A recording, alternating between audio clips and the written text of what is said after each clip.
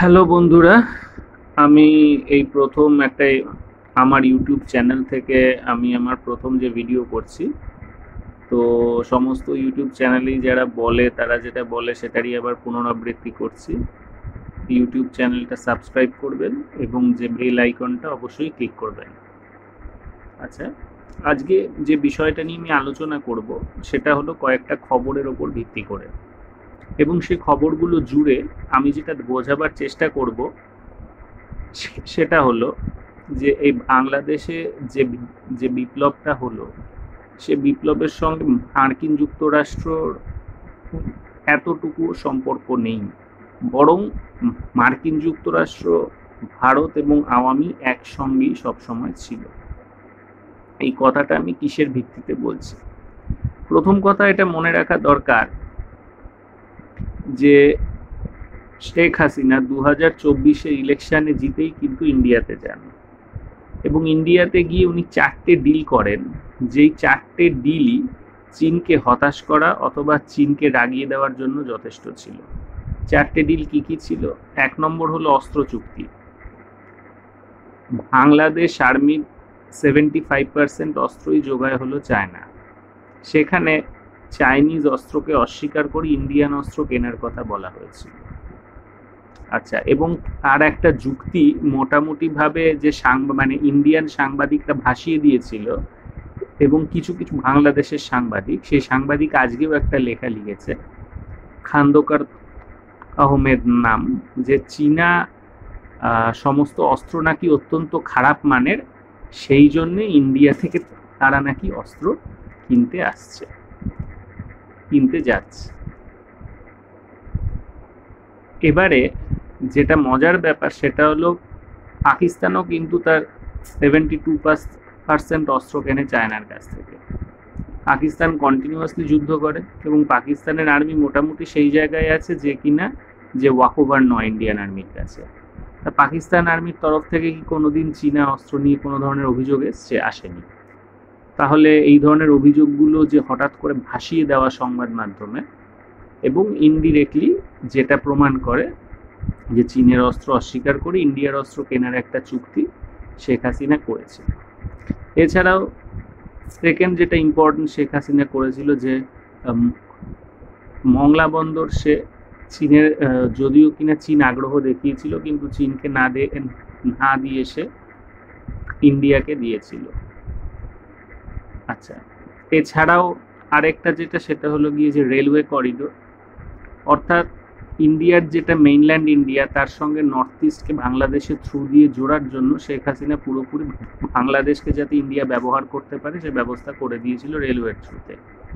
এর মানে হলো, যদি কখনো চীন আর ভারতের যুদ্ধ বাঁধে এবং চীন যদি চিকেন নেক দখল করে মেইনল্যান্ড ইন্ডিয়া আর উত্তর পূর্ব ইন্ডিয়ার মধ্যে কানেকশনটাকে কাট করতে চায়, তাহলে বাংলাদেশের থ্রু দিয়ে ইন্ডিয়া সরাসরি মেইনল্যান্ড থেকে যাতে উত্তর পূর্বে পৌঁছতে পারে ওর ব্যবস্থা করে দিয়েছিল শেখ হাসিনা। তার মানে শেখ হাসিনা এমন একটি ডিল করেছিল যেখানে কিনা চীন ভারতের যুদ্ধ হলে বাংলাদেশ ন্যাচারালি ইন্ডিয়ার অ্যালাই হয়ে যাবে এবং চীনের বিরুদ্ধে চলে যাবে। আচ্ছা, তো এটা চরমভাবে যে চীনের বিপক্ষ একটা নীতি। এছাড়া যে চতুর্থটা হলো, তিস্তা চুক্তি ইন্ডিয়াকে দিয়েছিল, যদিও বা চীনের গানসু প্রভিন্সে একটি প্রজেক্ট আছে, একটি সাকসেসফুল প্রজেক্ট আছে, যেখানে কিনা স্বল্প জল ব্যবহার করে কিভাবে একটি নদীকে বাঁচানো যায় তার একটা প্রজেক্ট ছিল গানসু প্রভিন্সে। সেটারই একটা রেপ্লিকেশন এখানে যে তিস্তায় করতে চাওয়া হয়েছিল, কারণ তিস্তায় যে পর্যাপ্ত জল ইন্ডিয়া থেকে বাংলাদেশ চাইছিল তা পাচ্ছিল না, অতএব কম জলকে ম্যানেজ করে কিভাবে একটি প্রজেক্ট করা যায় সেটাই চীনের উদ্দেশ্য ছিল। তার অলরেডি এক্সপিরিয়েন্স আর এক্সপার্টাইজ ছিল, কিন্তু সেটা চীনকে না দিয়ে আবারও শেখ হাসিনা সেটা দিয়ে দিয়েছিল ইন্ডিয়াকে, যদি ইন্ডিয়ার কখনো এই ধরনের কোনো এক্সপিরিয়েন্স অথবা এক্সপার্টাইজ নেই। তো এই 4টে জিনিসই কি ইন্ডিকেট করে? 4টে জিনিসই ইন্ডিকেট করে শেখ হাসিনা চূড়ান্তভাবে চীনের থেকে ইন্ডিয়ার দিকে আরো বেশি বেশি করে সরে গেছিল 2024 ইলেকশনের পরে। যাই হোক, এছাড়াও আরেকটা গুরুত্বপূর্ণ জিনিস যেটা পরে শেখ হাসিনা পতনের পরে বেরিয়ে এসছে, সেটা হলো চীন 1 বছর আগে যে চাইনিজ ইউয়ানে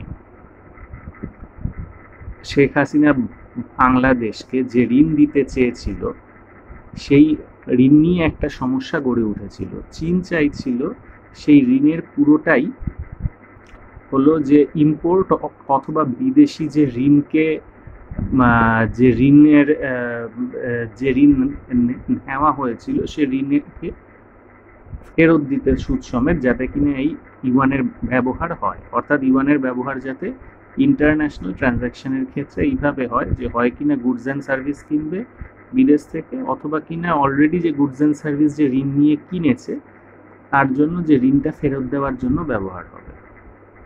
অর্থাৎ মূলত চীন থেকে যে সমস্ত আমদানিগুলো করে বাংলাদেশ সরকার সেগুলো করবে। মনে রাখা দরকার, চীন কিন্তু বাংলাদেশের যে লার্জেস্ট বাইল্যাটারাল ট্রেডিং পার্টনার। চীন থেকেই বাংলাদেশ মূলত আমদানি করে সমস্ত daily necessities like the rest of the world, as well as তার যে গার্মেন্টস ইন্ডাস্ট্রি, সমস্ত intermediate goods including the machineries. এবারে আর এছাড়াও চীনের এই ইউয়ান ব্যবহার করেই রূপপুরে যে নিউক্লিয়ার প্ল্যান্ট রাশিয়া বানিয়েছে সেই ইউয়ান দিয়ে রাশিয়াকে ঋণ সুদ সমেত ফেরত দেওয়ার কথা। এবার কেন কথা, তার কারণ হলো যে রাশিয়ার ওপর স্যাংশন আছে ওয়েস্টের, তাই ইউরো বা ইউএস ডলার ব্যবহার করা যাবে না। কিন্তু শেষ 1 বছর ধরে শেখ হাসিনা ডিল করেনি, কারণ শেখ হাসিনার ডিম্যান্ড ছিল 50% সে মূলত যেগুলো বিশ্বের বিভিন্ন দেশ থেকে আমদানি করতে ব্যবহার করবে অথবা ঋণের টাকা ফেরত দিতে ব্যবহার করবে ইউয়ান 50%, আর বাকি 50% সে ব্যবহার করবে তার গভর্নমেন্টের যে বাজেট ডেফিসিট মেটাতে। তার মানে সরকারের যে নিজস্ব খরচ আছে তার মধ্যে অন্যতম হলো যে মানে এমন ধরনের কাজ যেটা কিনা নিজের শেখ হাসিনার যে রেজিমকে যাতে দীর্ঘান্বিত করা যায় সেই জন্য সে ইউয়ানকে সরাসরি ব্যবহার করবে। এটা চীন সরকার মেনে নেয়নি। চীন সরকার 100%ই চেয়েছিল হয় আমদানি করতে, নয়তো বা বিদেশি ঋণ ফেরত দিতে ব্যবহার করতে। এই জন্য বনিবনা শেষ 1 বছরে হয়নি, এবং এটাই মূলত কারণ যে 5 বিলিয়ন ইউএস ডলার সমমূল্যের, মানে প্রায় 45 বিলিয়ন ইউয়ান যে ঋণ পাওয়ার কথা ছিল তার একটা মানে যে ইউয়ানও কিন্তু আসেনি বাংলাদেশে, এবং সেটা এই জন্য, সেটা পরে জানা যায় শেখ হাসিনার পতনের পরে। এবং বলাই বাহুল্য শেখ হাসিনা চীনে গিয়ে যে 2 দিন আগেই চলে আসেন এবং তারপরে এসে একটি এমন একটি বিবৃতি দেন, এমন একটি কথা বলে ফেলেন সাংবাদিকদের সামনে, যার ফলে বাংলাদেশ উত্তাল হয় এবং শেষ অবধি বিপ্লব সংগঠিত হয়। তো এই গেল অবস্থা। তাহলে দেখা যাচ্ছে 2024-এর ইলেকশনের পরে শেখ হাসিনা সম্পূর্ণভাবে কিন্তু চীন থেকে সরে এসেছিল, এবং আরও বেশি করে 2024-এর আগে যতটুকু বা চীনের দিকে ছিল তার থেকেও চীনের থেকে সরে গিয়ে আরও বেশি করে ইন্ডিয়ার দিকে সরে যাওয়া হয়েছিল। তাহলে এটা বলাই যেতে পারে 2023 থেকে মার্কিন যুক্তরাষ্ট্র যে চাপটা আওয়ামী লীগকে দিচ্ছিল সঠিকভাবে ভোট করাবার জন্য, এবং এরপরে ইন্ডিয়া নাকি পরে কথাটা কিনা যে ওয়াশিংটন পোস্ট লিখেছে, ইন্ডিয়া নাকি যে লবি করে হাসিনার হয়ে আমেরিকার কাছে যে না, হাসিনা থাকাই সবচেয়ে ভালো, হাসিনাকেই জায়গা দেওয়া হোক, এবং হাসিনা যেভাবে ইলেকশন করুক না কেন তাকেই ক্ষমতায় টিকিয়ে রাখা হোক। ইন্ডিয়া এই বলে আমেরিকার কাছে লবিং করে এবং আমেরিকা মেনে নেয়। সেটা কিন্তু কোনো হাসিনার কথায় যে সেন্ট মার্টিন দ্বীপ অথবা কোনো একটা যে মিলিটারি বেস অথবা খ্রিস্টান রাষ্ট্রের জন্য নয়। আসলে তার মূল বিষয় ছিল যে চীনের দিকে যে কটা ডিল যাওয়ার সম্ভাবনা আছে একটাও যেন ডিল না হয়, এবং মোস্ট ইম্পর্ট্যান্ট হলো চীন থেকে যে 75% বাংলাদেশের যা অস্ত্র কেনে বিদেশ থেকে তার 75%ই যেহেতু চীন থেকে, চীনের এই ভূমিকাটাকেও কমিয়ে দেওয়ার কথা আসলে এখানে বলা হয়েছিল। আমেরিকার এটাই ডিম্যান্ড ছিল। আমেরিকার এই ডিম্যান্ডটা স্পষ্ট হয় যখন আমরা দেখি নতুন সরকার আসার সঙ্গে সঙ্গে, নতুন interim government under Mohammad Yunus হওয়ার সঙ্গে সঙ্গে পেন্টাগন অফার করে যে সে নাকি বাংলাদেশকে অস্ত্র দিতে চায়। এবার আমরা একটু বুঝে নিই যে অন্যান্য দেশ কি অফার করেছে। আমেরিকার এগেনস্টে যে চীন এবং রাশিয়া আছে তারাও কিন্তু বাংলাদেশকে নানা জিনিস অফার করেছে। তার মধ্যে প্রথমে চীনের কথায় আসি। চীনা অ্যাম্বাসেডর প্রথমে ইন্টারিম গভর্নমেন্টের যে মিটিংয়ে যায়, সেই মিটিংয়ে গিয়ে শেখ হাসিনা যে লোনটা নেয়নি সে লোনটা আবারও যে নেওয়ার জন্য নতুন করে প্রপোজাল দিয়েছে, আবারও যে দেওয়ার জন্য চীন নতুন করে প্রপোজাল দেখছে, যে প্রপোজালটা খতিয়ে দেখছে এখনকার ইন্টারিম গভর্নমেন্ট। এছাড়াও চীনের সঙ্গে মোহাম্মদ ইউনূসের যে দেখা হয়, সে দেখার সময় মোহাম্মদ ইউনূস সরাসরিভাবে টিপিক্যাল যে গ্লোবাল সাপ্লাই চেনের যে তত্ত্ব আছে সেই তত্ত্ব মেনে বলেন মোহাম্মদ ইউনূস চীনের অ্যাম্বাসেডারকে যে চীন যেন আপনার হলো যে সোলার প্যানেলের যে শেষের যে ধাপ, শেষের যে স্টেজ প্রোডাকশনের, সেটা যেন বাংলাদেশে এসে তৈরি করে। এটা অবশ্যই এই জন্য বলেছেন কারণ এখন চাইনিজ প্রডিউসড সোলার প্যানেলে আমেরিকা মূলত ট্যারিফ বসিয়েছে এবং সেই জন্যে চীনের অধিকাংশ প্রডিউসাররা যেটা করছে, হয় মেক্সিকো, তা নয়তো ভিয়েতনাম, নয় থাইল্যান্ড, নয় মালয়েশিয়া, ইন্দোনেশিয়া থেকে তারা কিন্তু যে লাস্ট স্টেজটা করে, যেসব প্রোডাকশানে ট্যারিফ আছে লাস্ট স্টেজটা করে তারা কিন্তু আমেরিকাতে সেল করে দিচ্ছে, যাতে কিনা ট্যারিফটা লাগু না হয়। অর্থাৎ ট্যারিফ হলে যে দামটা পড়তো এক্ষেত্রে দামটা একটু কম পড়ছে, যদিও ট্যারিফ ছাড়া চীনের মালের থেকে বেশিই পড়ছে দামটা, কিন্তু ট্যারিফ সমেত চীনের মালের থেকে কম পড়ছে দামটা। তো মোহাম্মদ ইউনূস এই জায়গাটাতে আসলে আসিয়ানের যে দেশগুলো সুবিধা নিচ্ছে সেই সুবিধাটার মধ্যে বাংলাদেশকে ঢোকাবার চেষ্টা করেছে। এবং চীনের রাষ্ট্রদূতও খুব চমৎকার একটা উত্তর দিয়েছে যে তারা একটা দারিদ্র্যমুক্ত বাংলাদেশ এক্সপেক্ট করছে। দারিদ্র্যমুক্ত মানে তারা বোঝাতে চেয়েছে যে যেটা কিনা মার্কসিজম লেনিনিজমের বেসিক কথা, প্রোডাক্টিভিটি যদি বাড়াতে হয়, অর্থাৎ যে ব্যক্তি পিছু উৎপাদনশীলতা যদি বাড়াতে হয়, তাহলে তোমার যে দারিদ্র্য দূর করতে হবে। একটা মানুষ যদি খেতে পায়, তার বাসস্থানের ঠিক থাকে, তার স্বাস্থ্য ভালো থাকে, তবেই, এবং সে কিনা ঠিকঠাক বস্ত্র পায়, তবেই কিনা সে কিন্তু প্রোডাক্টিভ হতে পারে, আদারওয়াইজ পারে না। এবং একই সঙ্গে মনে রাখা দরকার ইউনূসের যে 3-0 কনসেপ্ট আছে, বিশ্ব বরেণ্য 3-0 কনসেপ্ট, সেটাও ডেফিনেটলি চায়না জানে, চায়না এর ওপর অনেক কাজ করেছে। মনে রাখা দরকার চায়না কিন্তু ইউনূসের সোশ্যাল বিজনেস আর 3-0-র ওপর সবচেয়ে বেশি কাজ করেছে গোটা বিশ্বের সমস্ত কত দেশ আছে।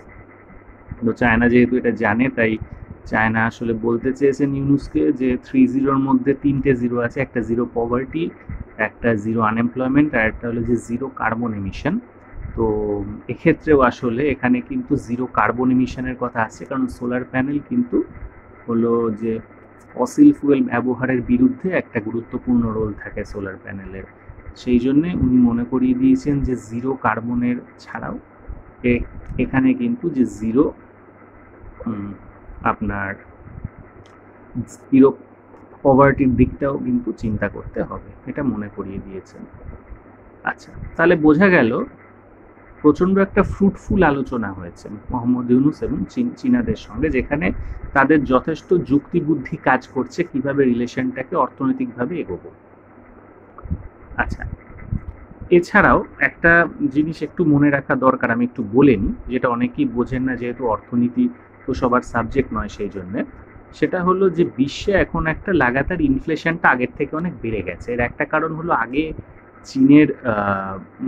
চীনের যে ওয়েজ রেটটা যত কম ছিল এখন আর তত কম নেই, এখন ওয়েজ রেট অনেকটা বেড়ে গেছে এবং চীনের প্রোডাক্টিভিটিও অনেকটা বেড়েছে, এবং এখন ওয়েজ রেট যতটা বাড়ছে প্রোডাক্টিভিটি ততটা বাড়ছে না।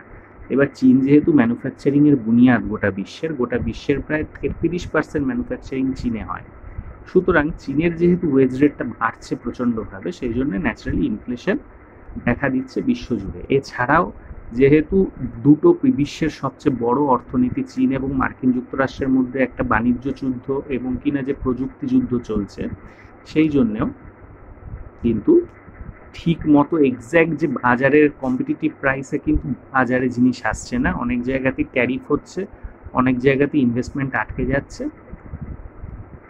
পলিটিক্যাল কারণে আটকে যাচ্ছে, এবং ফলে বাজারের সঠিক চলাচল, কম্পিটিটিভ মার্কেটের যে এফিসিয়েন্সি পাওয়া যাচ্ছে না, এবং এর ফলে ইনফ্লেশন হচ্ছে। এবং এছাড়াও ইনফ্লেশনের আরেকটা কারণ হলো ইউক্রেন রাশিয়া যুদ্ধ, যে কারণে অয়েলের মার্কেটেও আমরা এক ধরনের সমস্যা দেখতে পাচ্ছি, কারণ রাশিয়া অন্যতম অয়েল সাপ্লায়ার, এছাড়াও রাশিয়া কিন্তু অন্যতম ফুড সাপ্লায়ার, তারপর হলো ফার্টিলাইজার সাপ্লায়ার। ফলে ইউক্রেনও খুব গুরুত্বপূর্ণ ফুড সাপ্লায়ার, ফার্টিলাইজার সাপ্লায়ার, যেগুলো হ্যাম্পার্ড হচ্ছে। ফলে বেসিক যে আমাদের যে ডেইলি নেসেসিটিসেরও মূল্য বাড়ছে।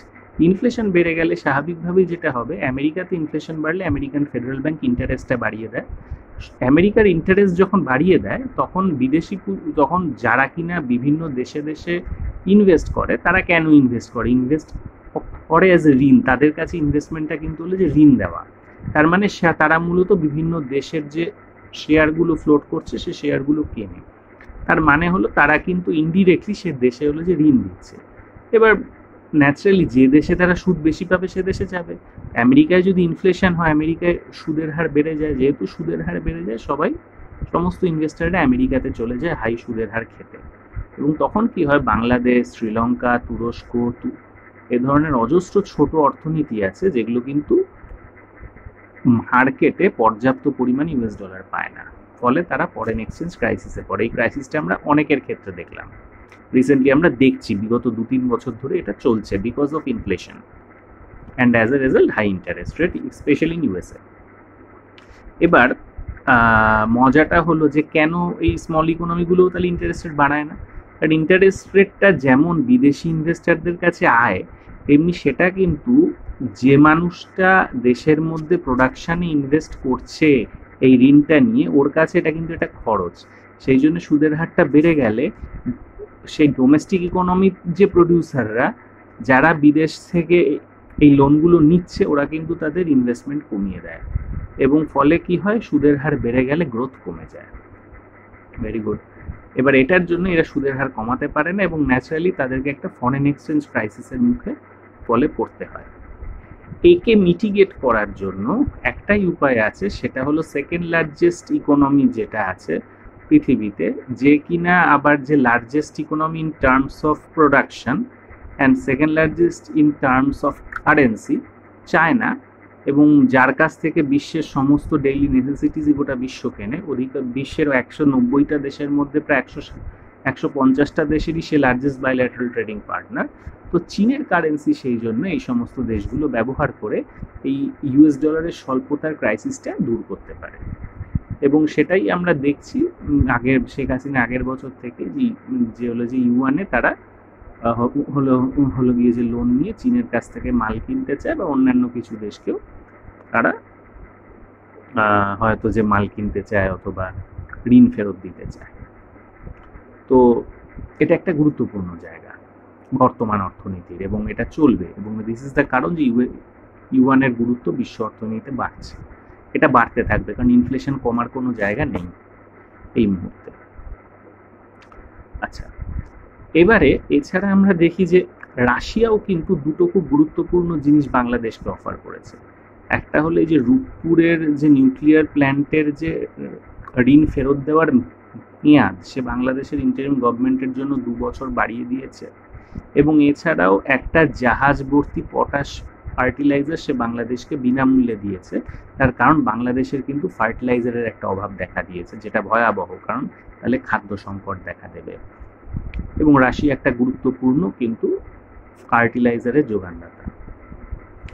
তো এছাড়াও চীন এবং রাশিয়া দুজনেরই রাষ্ট্রদূত কিন্তু, যেটা কিনা আওয়ামীর পরেই সবচেয়ে বড় party BNP, Bangladesh nationalist party, তাদের যে নেতার সঙ্গে দেখা করেছেন সেখানে পার্টি অফিসে গিয়ে, কারণ তারা এক্সপেক্ট করছে বিএনপি হয়তো ইলেকশনে হলে পাওয়ারে আসবে, এবং তারা তাদের সঙ্গে কথা এখন থেকেই বলা শুরু করেছে। এখানে গুরুত্বপূর্ণ বিষয় হলো যে বাংলাদেশের ইন্টারিম সরকারও কিন্তু কয়েকটা বিষয় চীন আর রাশিয়া সম্পর্কে বলেছে। চীন বিষয়ে বাংলাদেশের ইন্টারিম সরকার বলেছে যে চীনকে বাংলাদেশের মানুষ পছন্দ করে, কারণ সে ইন্টারনালি বেশি নাক গলায় না ইন্টারনাল ব্যাপারে বাংলাদেশের বিষয়, তাই বাংলাদেশের মানুষ চীনকে নিয়ে অত্যন্ত হাই বিষয় পোষণ করে। রাশিয়া সম্পর্কে বলেছে সোভিয়েত আমলে সোভিয়েত ইউনিয়ন তিনটে ভেটো ইউনাইটেড নেশন সিকিউরিটি কাউন্সিলে দিয়েছিল, যেটা ছাড়া বাংলাদেশের জন্য হতো না।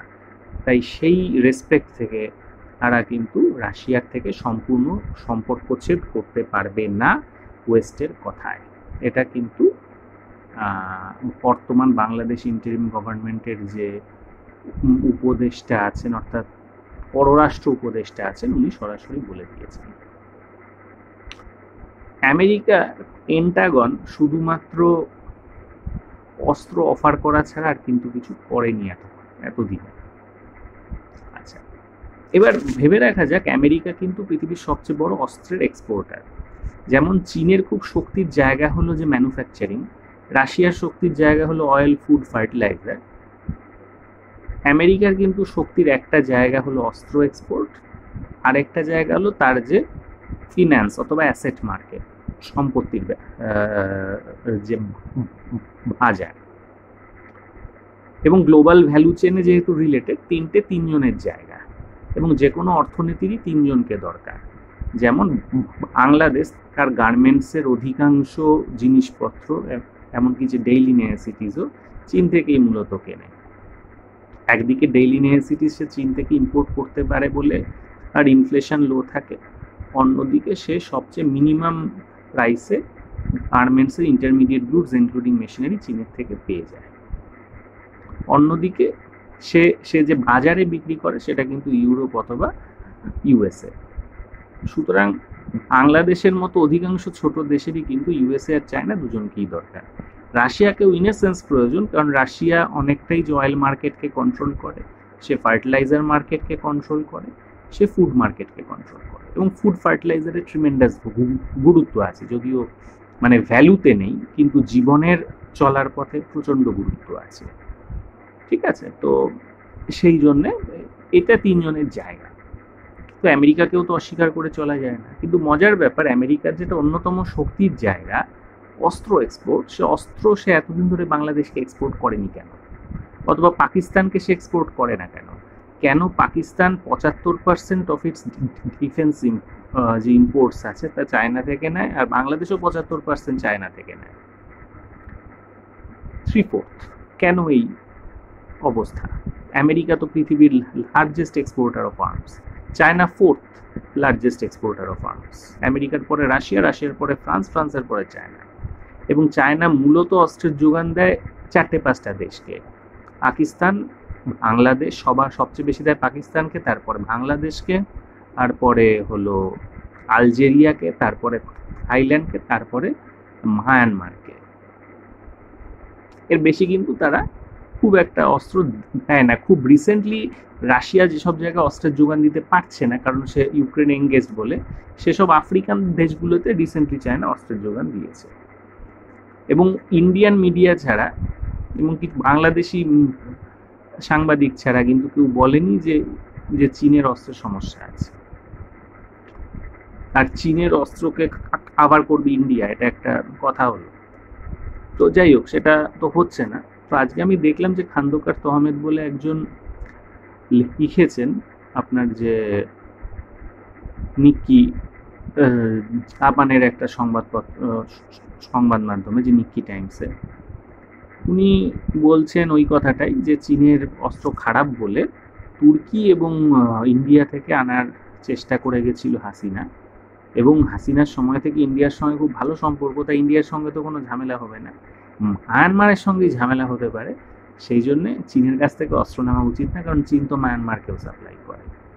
অতএব বা বাংলাদেশের উচিত চীনের থেকে অস্ত্র না নিয়ে ইন্ডিয়া এবং তোমার হলো যে ইউকে আর ইউএসএর থেকে নেওয়া। যদিও এই মুহূর্তে ইউএসএ আর ইউকে নাকি নাও দিতে পারতে পারে, কারণ ইউক্রেনকে তারা বিপুল সমরাস্ত্র দিয়ে চলেছে। তো এটা সে আজকে লিখেছে, হাসিনা গভর্নমেন্ট চলে যাওয়ার পরে। এবং আমেরিকার পেন্টাগনও কিন্তু অফার করেছে ইন্টারিম গভর্নমেন্ট হওয়ার পরে পরে। তার মানে এটা ক্লিয়ার যে 3টে চুক্তি হয়েছিল, এর মধ্যে স্পেশালি অস্ত্র চুক্তিটা কিন্তু আমেরিকার সরাসরি ইন্ধনে ছিল, যে চিনিকে হটাও, সেই জায়গায় ইন্ডিয়াকে নিয়ে আসো। এবার ইন্ডিয়ার সঙ্গে মোস্ট লাইকলি আর ডিল হবে না, কারণ বাংলাদেশের মানুষ প্রচণ্ডভাবে ইন্ডিয়ার এগেনস্টে খেপা, কোনো সরকারই করতে পারবে না। তখন আমেরিকা নিজেই বলছে আমি দেব, বাংলাদেশকেই আমি অস্ত্র দেব। কিন্তু বাংলাদেশকে যদি আমেরিকা অস্ত্র দেয় তাহলে কি ইন্ডিয়া রেগে যাবে না? বাংলাদেশ কেন পৃথিবীর লার্জেস্ট এক্সপোর্টার আমেরিকার কাছ থেকে অস্ত্র না নিয়ে চীনের কাছ থেকে নিত? কারণ আমেরিকা কিছু অফার করতোই না বাংলাদেশকে। কেন অফার করতো না? কারণ আমেরিকা চায়নি ইন্ডিয়ার এগেনস্টে বাংলাদেশ নিজের পায়ে সামরিকভাবে দাঁড়ায়। চীন চেয়েছে বলেই সে ইন্ডিয়ার এগেনস্টে একটা ব্যাকআপ তৈরি করতে নিজেরই স্বার্থে সে পাকিস্তানকেও 72% অস্ত্র যোগায়, বাংলাদেশেরও 75% অস্ত্র সে যোগায়। এখন আমেরিকা এতদিন ইন্ডিয়াকে চটাবে না বলেই করেছে। তাহলে এখন আমেরিকা কেন দিল? নাম্বার ওয়ান, তাকে সে চীনকে হটাতে চায় বাংলাদেশের অস্ত্রের বাজার থেকে, কারণ মেবি চীন হয়তো ইন্ডিয়ার রেসপেক্টে বাংলাদেশকে অনেকটা শক্তিশালী করে দিতে পারে। অন্যদিকে আমেরিকা চায় মায়ানমারের রেসপেক্টে বাংলাদেশকে ভাবতে। এবার একটা কথা ভাবুন, ধরা যাক একটা ছোট কুকুর আছে, একটা বড় কুকুর আছে, তাহলে কি ছোট কুকুরের জন্য বড় দরজা আর এই ছোট কুকুরের জন্য ছোট দরজার, বড় কুকুরের জন্য বড় দরজার প্রয়োজন? কখনোই না। একটা বড় দরজা হলেই হয়, ছোট কুকুর আর বড় কুকুর দুটোই বড় দরজা দিয়ে যেতে পারে। এর মানেটা কি? তার মানে হলো যদি ইন্ডিয়াকে কাউন্টার করার মতো জায়গায় বাংলাদেশ থাকে তাহলে মায়ানমারকে সেই পাপনা আপনি কাউন্টার করতে পারে। কিন্তু মায়ানমারকে কাউন্টার করার মতো জায়গায় যদি বাংলাদেশকে রাখা হয় তাহলে কিন্তু ইন্ডিয়াকে কাউন্টার করতে পারবে না। সুতরাং আমেরিকার বুদ্ধিটা এখানেই যে সামরিকভাবে তার বাংলাদেশে বাজারটাকে দখল করে তাকে মায়ানমারের কাউন্টার হিসেবে তৈরি করা এবং ইন্ডিয়ার কাউন্টার হিসেবে সে যাতে দাঁড়াতে না পারে সেটাকে দেখা। অন্যদিকে চীনের উপায়টা হলো যে তাকে ইন্ডিয়ার কাউন্টার হিসেবে তৈরি করা, যাতে যেটা কিনা আপনা আপনি মায়ানমারের কাউন্টারও হয়ে যায়। আচ্ছা, এবারে কারণ ইন্ডিয়া তো মায়ানমারের থেকে বেশ শক্তিশালী। এবার যেটা বিষয় সেটা হলো যে তাহলে আমেরিকা যে অস্ত্র দেওয়ার কথা বলেছে বাংলাদেশকে, তাতে ইন্ডিয়া রেগে তো যেতে পারে, এবং যাতে না যায় তার জন্য সঙ্গে সঙ্গে গতকাল SOSA deal, SOSA deal America এবং ইন্ডিয়া করেছে। এবং SOSA ডিল মতে এটা একটা যে নন বাইন্ডিং ডিল, এটা প্রথম স্টেপ। এর পরের স্টেপটা হবে হলো যে RDP, এটা কিনা বাইন্ডিং ডিল। এই ডিলের ফলে কি হবে যে আমেরিকার অস্ত্রর বহু যন্ত্রাংশ এবং অস্ত্রের বিভিন্ন পার্টস তারা ইন্ডিয়া থেকে তৈরি করে আমেরিকাতে সাপ্লাই করবে এবং আমেরিকা সেগুলো কম্পাইল করে নিজের অস্ত্র তৈরি করবে, দুনিয়ায় বিক্রি করবে বা নিজে যুদ্ধ করবে বা রেখে দেবে ইনভেন্টারিতে, তার ব্যাপার। তো এটা নাকি যে মেক ইন ইন্ডিয়া প্রজেক্টের সাকসেস হিসেবেও দেখানো হচ্ছে। এখানে অর্থনীতির ছাত্র হিসেবে আরেকটা কথা আমি বলে রাখি যে এর থেকে আরেকটা জিনিসও প্রমাণ হয়, সেটা হলো পেন্টাগন নরেন্দ্র মোদীর মেক ইন ইন্ডিয়াকে সাপোর্ট করার চেষ্টা করছে, যে মেক ইন ইন্ডিয়া সম্পূর্ণভাবে একটা ফেইল্ড পলিসিতে পরিণত হয়েছে। কেন ফেইল্ড পলিসি? নরেন্দ্র মোদী 2014-তে যখন এসেছিল তখন manufacturing as a percentage of Indian GDP ছিল হলো 14%, এখন সেটা কমে হয়ে গেছে 12% 2024-এ। 10 বছরে 2% কমে গেছে এবং ইন্ডিয়ার একটা এক্সপোর্ট আন্তর্জাতিক বাজারে নেই। আমেরিকা যখন চাইনিজ প্রোডাক্টের ওপর ট্যারিফ বসায়, অধিকাংশ সুবিধাই মূলত ভিয়েতনাম এবং মেক্সিকো পেয়েছে। যেহেতু চীনের পাশেই হলো যে ভিয়েতনাম, তো সে যে লাস্ট স্টেজটাকে ভিয়েতনামে পাঠিয়ে দিচ্ছে এবং ভিয়েতনাম এবং চীনের যে মধ্যে থেকে আমেরিকার দূরত্ব প্রায় সমান, সুতরাং খুব একটা হেরফের হচ্ছে না। অন্যদিকে অথবা যেটা করা হচ্ছে যে মেক্সিকো থেকে তৈরি করে আমেরিকাতে বিক্রি করা হচ্ছে। মেক্সিকো আর আমেরিকার দূরত্ব তো প্রায় নীল এবং চায়না থেকে মেক্সিকোর দূরত্ব প্রায় সমান, মানে চায়না থেকে আমেরিকা আর মেক্সিকোর দূরত্ব প্রায় সমান, সুতরাং প্রাইস ঠিক হচ্ছে। ভিয়েতনাম যদি না হয় কিছুটা মালয়েশিয়া, কিছুটা থাইল্যান্ড থেকে হচ্ছে, কিছুটা ইন্দোনেশিয়াও চেষ্টা করছে পাওয়ার। ইন্ডিয়াতে একটাই জিনিস গেছে, সেটা হলো স্মার্টফোন, এবং সেটা গেছে কারণ ইন্ডিয়া গভর্নমেন্ট সাবসিডি দিয়ে ওটা তৈরি করছে, এবং ইন্ডিয়া গভর্নমেন্টের যদি $6 সাবসিডি দিতে হয়, মাত্র $4 কিন্তু সেক্ষেত্রে আইফোন যেটা তৈরি হচ্ছে ইন্ডিয়াতে সেটা অ্যাডেড হচ্ছে। শুধু আইফোন না, স্যামসাংও তৈরি করছে, শিয়াওমিও তৈরি করছে। তারা যদি ভ্যালু এডিশন করে $4, তাহলে তার মধ্যে $6 কিন্তু ইন্ডিয়া গভর্নমেন্টই সাবসিডাইজ করছে। তার মানে ইন্ডিয়া গভর্নমেন্টের কিন্তু যে $2 করে যে লস হচ্ছে, এটা প্রপারলি কম্পিটিটিভ এক্সপোর্ট না, এটা হলো ইনডিরেক্টলি তোমার হলো সাবসিডি দিয়ে করা এক্সপোর্ট, যেটাকে বলা হচ্ছে যে PQLI স্কিম। এই সুতরাং এই মেক ইন ইন্ডিয়ার যে সম্পূর্ণ যে বিফল, এটা নিয়ে রিসেন্টলি যে নীতি আয়োগের একটা বেরিয়েছে, একটা পেপারও বেরিয়েছে, যে পেপারে ইন্ডিয়ার নীতি আয়োগ ভালো মতো এক্সপ্লেন করেছে যে কতগুলো ট্যারিফ বসিয়ে বিদেশি কম দামের মাল দেশে ঢুকতে না দিয়ে অথবা বেশি কস্টলি করে দিয়ে দেশের মধ্যে হাই কস্টলি প্রোডাকশানে, মানে হাই প্রাইস প্রোডাকশান তৈরি করে সেগুলো দেশের মানুষকে গেলালে কিছু ইন্ডাস্ট্রি হবে বটে, কিন্তু তাতে কম্পিটিটিভ প্রোডাকশান তৈরি হবে না এবং বিশ্ববাজার দখল করতে পারবে না। এছাড়াও সাবসিডি দিয়ে বিদেশি FDIও আনা যেতে পারে, কিন্তু এভাবে কিন্তু শুধুমাত্র যে লসই হবে, আলটিমেট কাজের কাজ হবে না। তাতে হয়তো অ্যাডভার্টাইজমেন্ট হবে, কাজের কাজ হবে না। তার মানে হলো কম্পিটিটিভ প্রোডাকশানে ইন্ডিয়ার make in India policy Narendra Modi সম্পূর্ণরূপে ব্যর্থ হয়েছে, এবং চীনের কাউন্টার হিসেবে তা ইন্ডিয়ার ম্যানুফ্যাকচারিং মোটেও তৈরি হতে পারেনি।